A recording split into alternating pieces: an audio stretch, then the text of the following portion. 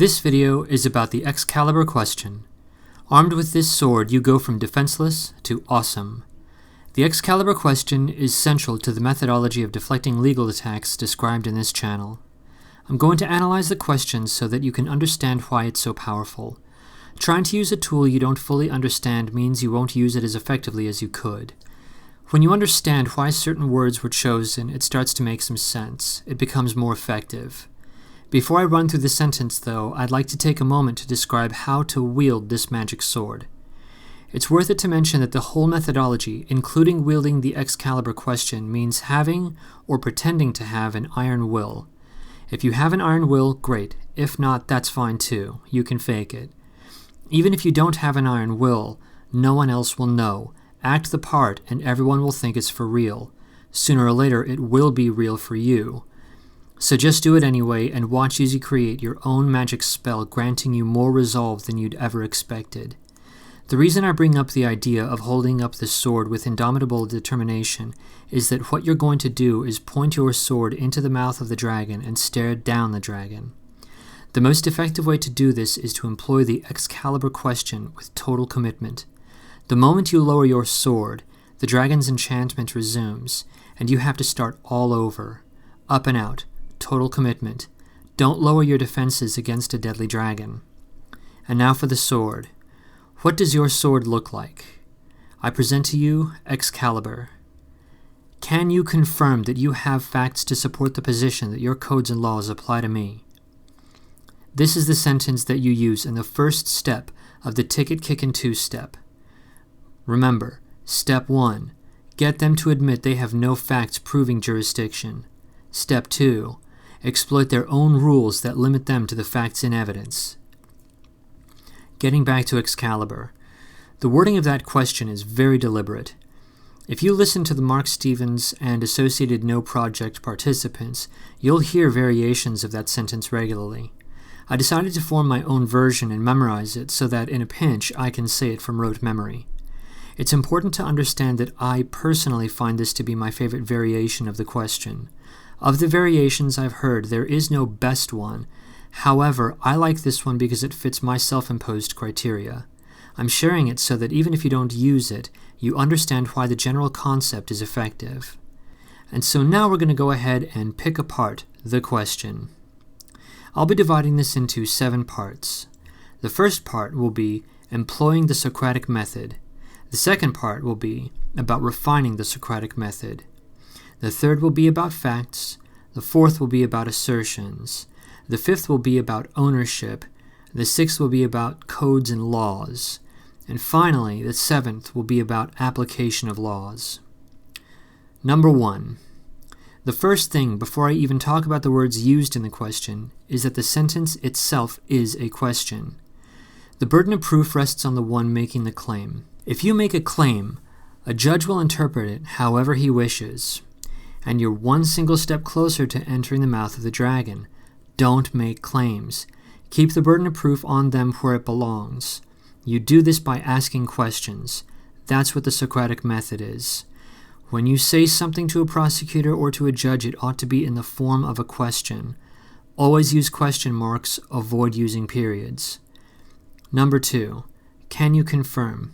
That is a specific choice of words. It reduces the scope of the question to either an affirmative or a negative. It's a yes-no. This is excellent because the more you reduce the options of your opponent, the tighter you can control the exchange. The question, can you confirm you have facts, is fundamentally different from what facts are there. The first one asks for confirmation, which limits the possible responses to 2. As for the second question is open-ended and allows for a near infinite number of responses. It's important to note that you only ask a question you know the answer to. If you're going to employ the Socratic method, you must know where you're going so that you can frame your questions properly. Since this methodology is based on the understanding that there's no evidence proving that their codes and laws apply to you or to anyone, all you have to do is frame the questions in a way that lead to the obvious conclusion that they have nothing to back up their claims. You're trying to get out of there as fast as possible. My preference is to try to reduce the questions to requiring a yes-no response. Go for the gold. Just get the admission and you're good. 3. That you have facts. This is in reference to facts entered into evidence. Prosecutors can only make arguments based on the facts and evidence. This is the part of the sword that really hurts them. Always make sure that your disputes with prosecution are factual in nature.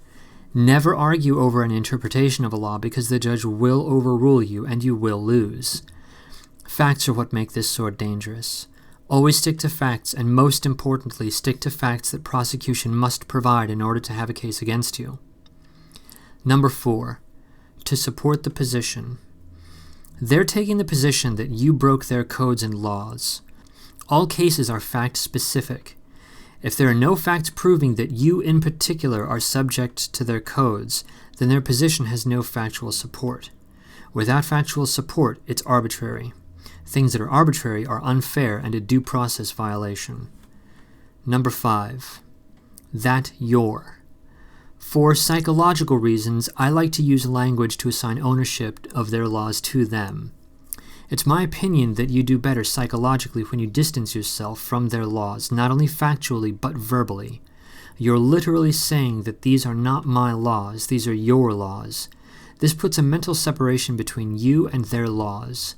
It changes how you think about the prosecutor and the judge and how you interact with them. I find it to be a confidence booster. Again, this is for psychological reasons. If, on the other hand, you use words that assign ownership to you, then on a language level, you're taking on their burden of proof. You're essentially saying, on a language level, that their laws kinda do apply to you. What are laws factually? Laws are opinions written down and adopted and enforced by a group of people. In the context of a court case in the U.S., these written opinions are the laws of the U.S. These are the laws of the plaintiff. They aren't your laws, they're the plaintiff's laws. I only like to say your because it assigns ownership to the prosecutor. Technically, these are not the prosecutor's laws, they are the plaintiff's laws, and the prosecutor is not the plaintiff. The prosecutor is doing business as the plaintiff or representing the plaintiff. If the prosecutor gets huffy and pedantic, you can just modify the sentence from your to the plaintiff's. Remember that the idea is to distance yourself linguistically and mentally from their laws. Assign ownership to where it belongs, to them, not to yourself. Number 6. Codes and laws. This could be any of their codes, statutes, ordinances, laws, torts, findings, or even the U.S. Constitution. I like the phrase codes and laws because it's all-inclusive. The idea is that they're of the opinion that every opinion ever said by any lawyer in the history of the U.S. applies to you, no matter the form. If they try to dodge it by saying that their laws apply because the U.S. Constitution says so, then just ask the exact same question. Can you confirm that you have facts supporting the position that the U.S. Constitution applies to me? They must still overcome the same barrier of producing facts. Remember that laws are not facts. Laws are legal opinions. To say that the law applies because a different section of the law said so is like saying the book of Job in the Bible is true because the book of John in the Bible said so. If it's all coming from the same source, then it's circular. Like when a little kid says he's right just because he says he's right. It's just circular reasoning, not evidence. Number 7. Apply to me. Within the context of a court case, they're saying that this law, or whatever, applies to you specifically. So you are looking for facts that literally have your name on it. Not something vague like the people within or whatever. You're looking for facts that relate to you specifically with your name.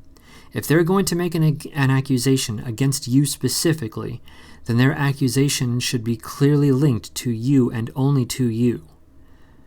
And that's Excalibur in a nutshell. Can you confirm that you have facts to support the position that your codes and laws apply to me? Your angle is a factual dispute. Keep yourself in the position of asking them to back up their accusations with facts. That's the focus of the Excalibur question. If they don't have facts to back up their claims, then you're setting up a due process violation. Going back to cutting open the belly of the dragon, if you are devoured, that's what due process errors are all about. Because once you set up a due process violation, you get a reversal on appeal. Yes, you can even win if the feeble dragon snaps at you and tries to eat you whole. And now, if the dragon should come your way, you'll have a weapon to use against it. Now you can cut back.